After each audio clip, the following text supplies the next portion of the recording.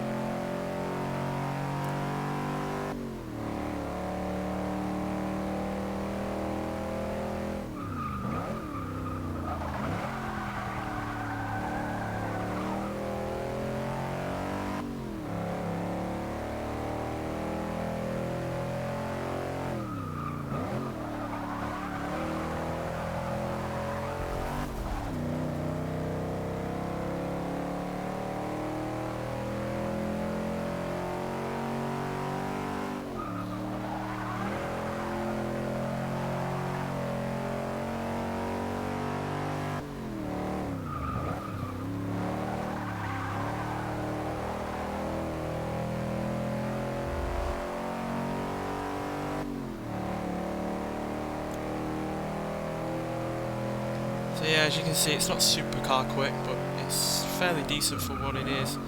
For a car that's, you know, 20 odd years old. It's still fairly decent.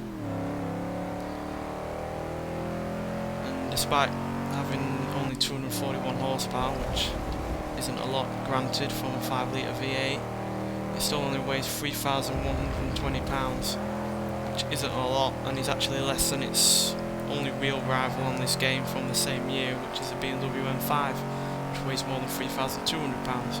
And granted, that has more power and is actually quicker than this 0 to 60 by 0.7 of a second, but this is actually quicker in terms of top speed, 158 mile an hour compared to its about 153 or thereabouts. So yeah, slightly quicker on the top end. Plus I think this is personally a more exciting car in terms of sound and how it looks. 'Cause yeah, this looks crazy in comparison to the Germans. Good looking, but on the whole restrained look.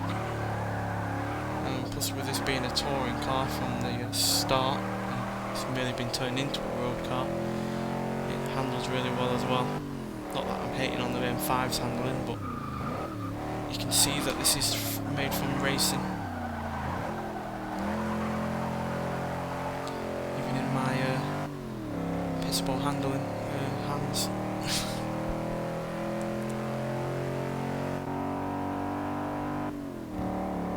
It's just a real treat to again see something, a car that I've never really heard of before. I've heard of the Commodore, but I've never heard of this version, and I certainly didn't think it had a V8 in it. I actually had to check first before I actually drove the car that it did have a V8, because I wasn't sure, which is really a surprise, quite frankly. And again, like I always like out of a car pack, a new one is a car that I've never heard of before and become to like, just like the A9X. And this is pretty much as good as that car is, even though I personally prefer the look of that. Anyway, thanks for watching, hope you like what you've seen, and I'll see you in the next one.